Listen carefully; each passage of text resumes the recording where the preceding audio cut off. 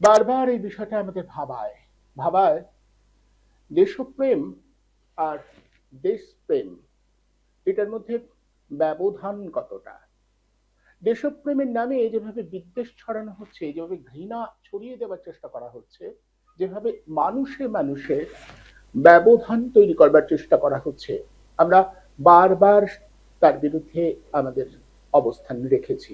আমরা বারবার বুঝতে চেয়েছি যে এই বিভাজনটা তৈরি করে কারা লাভবান হচ্ছে, কোন উদ্দেশ্যে, কেন এই বিভাজনটা তৈরি করা হয়, তৈরি করা হচ্ছে, আমরা বারবার সেটাও বুঝতে চেয়েছি।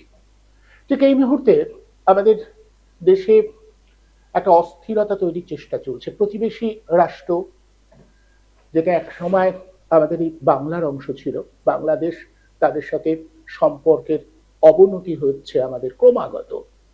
সেখানে অর্থাৎ বাংলাদেশে সংখ্যালঘু, ধর্মীয় সংখ্যালঘু সম্প্রদায়ের উপরে নিপীড়ন চলছে। কূটনৈতিক স্তরে তার নিন্দা করা উচিত। যা যা ঘটছে অবশ্যই আমাদের দেশের দায়িত্বে যারা রয়েছেন তাদের উচিত গোটা বিষয়টাকে দেখে প্রতিবাদ করা, প্রতিবাদের সরব হওয়া। কিন্তু কূটনৈতিক স্তরে বিষয়টা থেমে নেই। দেশের ভিতরেও একটা উত্তেজনাকর পরিস্থিতি তৈরি করবার চেষ্টা করা হচ্ছে। বলা হচ্ছে ওখানে যেহেতু সংখ্যালঘু নিধন হচ্ছে, সেই যুক্তিতে এদেশেও সংখ্যালঘু মানে ধর্মে যারা, ধর্মীয় পরিচয় যারা সংখ্যায় কম, তাদের উপর চাপ তৈরি করতে হবে। খুব অদ্ভুত যুক্তি। ওখানে সংখ্যালঘুদের উপরে যদি অত্যাচার হয়, নিপীড়ন হয়, সেটা যদি অন্যায় হয়, তাহলে এখানে একই যুক্তিতে সংখ্যালঘুদের উপরে যদি কোনো অন্যায় করা হয়, তাদের উপরে যদি নিপীড়ন নামিয়ে আনা হয়, সেটা অন্যায় নয় কেন? আসলে এই প্রশ্ন করে লাভ নেই। যারা এই বিষয়টাকে সামনে রেখে বিভাজনের বিষ ছড়িয়ে দিতে চাইছেন, তারা একটা বিশেষ লক্ষ্যে, বিশেষ উদ্দেশ্য নিয়েই এটা করছেন। ফলে তাদের প্রশ্ন করে লাভ নেই, তারা এটা করেই যাবেন। আমরা শুধু যেটা পারি সাধারণ মানুষের কাছে কি লক্ষ্যে কেন এগুলো করা হচ্ছে তার যথার্থ চেহারাটা তুলে ধরতে পারি, মানুষকে সাবধান করতে পারি, বারবার মানুষকে বলতে পারি প্ররোচনা দেওয়া হচ্ছে একটা বিশেষ উদ্দেশ্যে, বিশেষ স্বার্থে। এমনকি বিদ্বেষের বিষটা খেলার মাঠ পর্যন্ত টেনে নিয়ে যাওয়া হলো। আমরা জানি আইপিএল কে কেন্দ্র করে একটা উত্তেজনাকর পরিস্থিতি তৈরি হয় দেশে। আইপিএল খেলা, কিন্তু আসলে সেটা খেলা নয়, একটা বাণিজ্য। সেই বাণিজ্যের যে আয়োজন করা হয়, ব্যবসায়িক সংগঠনগুলো বিজ্ঞাপন দেয় তাতে, এবং নিলামে বিভিন্ন ব্যক্তিগত মালিকাধীন কোম্পানিগুলো খেলোয়াড়দের কেনে। সেই পরিস্থিতিতেই নিলাম হয়েছিল এবং শাহরুখ খানের টিম কেকেআর বাংলাদেশের একজন খেলোয়াড় মুস্তাফির রহমান তাকে কিনেছিল। এরপরেই শুরু হয়ে গেল দেশপ্রেমের বন্যা। দেশপ্রেম মানে, যেহেতু বাংলাদেশ এই মুহূর্তে অশান্ত, সেখানে ধর্মীয় সংখ্যালঘু মানে হিন্দুদের উপরে নিপীড়ন নামিয়ে আনা হচ্ছে, ফলে বাংলাদেশের একজনকে কেন খেলায় নেওয়া হলো, এই যুক্তি তুলে বিভিন্নভাবে শাহরুখ খান তো বটেই, যারা এই আয়োজন করেছেন তাদের বিরুদ্ধেও বলা হলো, এবং শেষ পর্যন্ত বিসিসিআই জানিয়ে দিল যে বাংলাদেশের খেলোয়াড়কে নেওয়া যাবে না। অর্থাৎ এইভাবে খেলার মাঠেও এই বিদ্বেষ বা বিভাজনের বিষটা ঢুকিয়ে দেওয়া হলো। আসলে দেশপ্রেমকে যখন দেশপ্রেমের সঙ্গে গুলিয়ে ফেলা হয় না, তখন খুব সংকটময় একটা পরিস্থিতি হয়। দয় বয় একার মধ্যে স্বদেশ মানে হিংসা মানে ঘৃণা, এই ঘৃণার প্রতি যাদের আকর্ষণ থাকে, প্রেম থাকে, আর সেটাকে যখন দেশপ্রেম বলে চালিয়ে দেওয়া হয়, তখন সংকটময় একটা পরিস্থিতি তৈরি হয়। গোটা দেশ জুড়ে এখন সেই সংকটের জায়গা তৈরি হয়েছে। এইসব তথাকথিত দেশপ্রেমিকরা একটু ভাবেন না যে আমাদের দেশে প্রতিদিন কত মানুষ না খেতে পেয়ে মারা যান, আত্মহত্যা করেন, কত চাষি না খেতে পেয়ে আত্মহত্যা করেন। সেই সময় একবারও মনে হয় না আমাদের দেশের একজন মানুষ, আমাদের দেশের একজন চাষি না খেতে পেয়ে আত্মহত্যা করছে, একবারও সেই সময় দেশপ্রেম জেগে ওঠে না। দেশপ্রেম মানে মানুষ প্রেম নয়।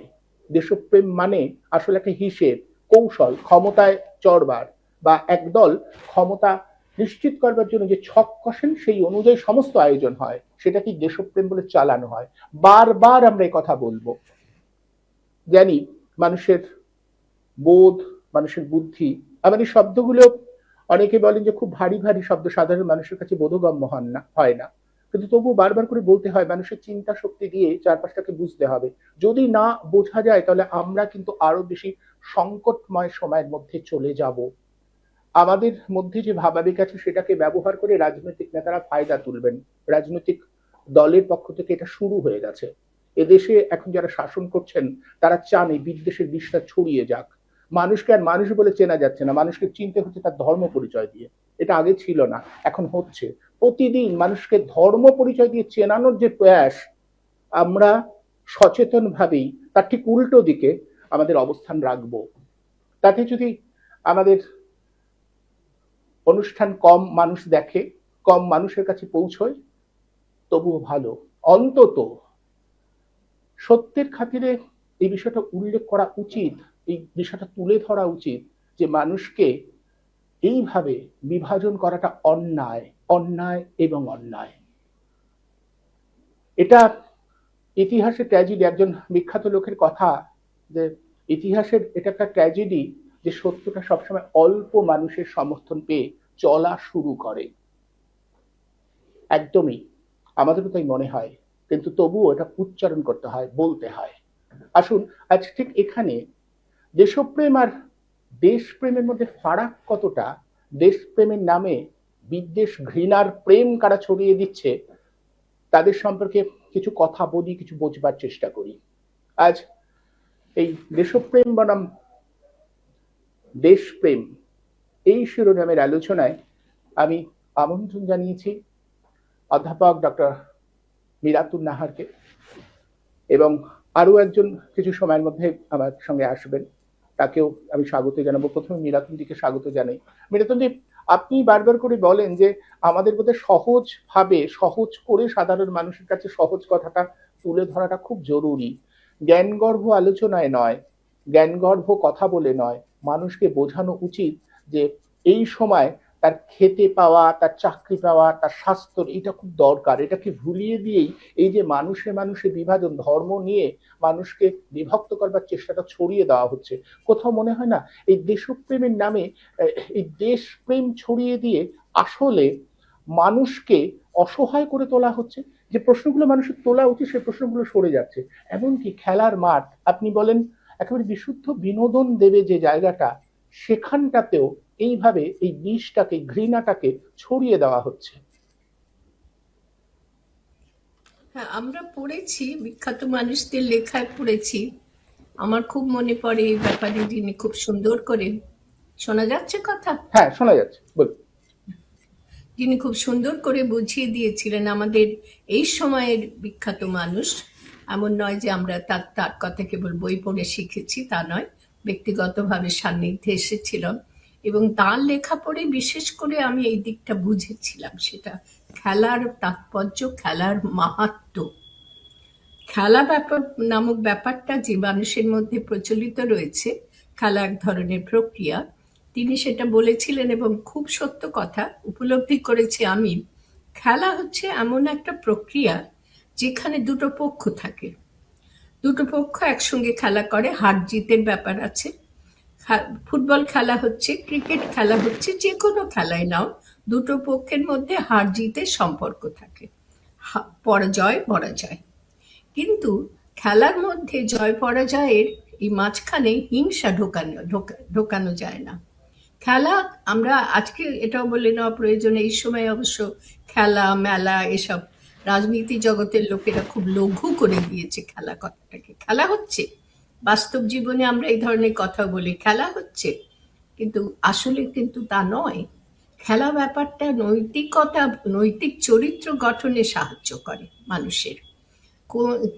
হিংসার, হিংসা, ঘৃণা, বিপক্ষবাদিতা, ওকে হারাবো, ওর পায়ে একটা আঘাত দিয়ে দেবো, বল নিয়ে খেলতে খেলতে, বল কি হয়, এক পা থেকে আরেক পায়ে চলে যায়।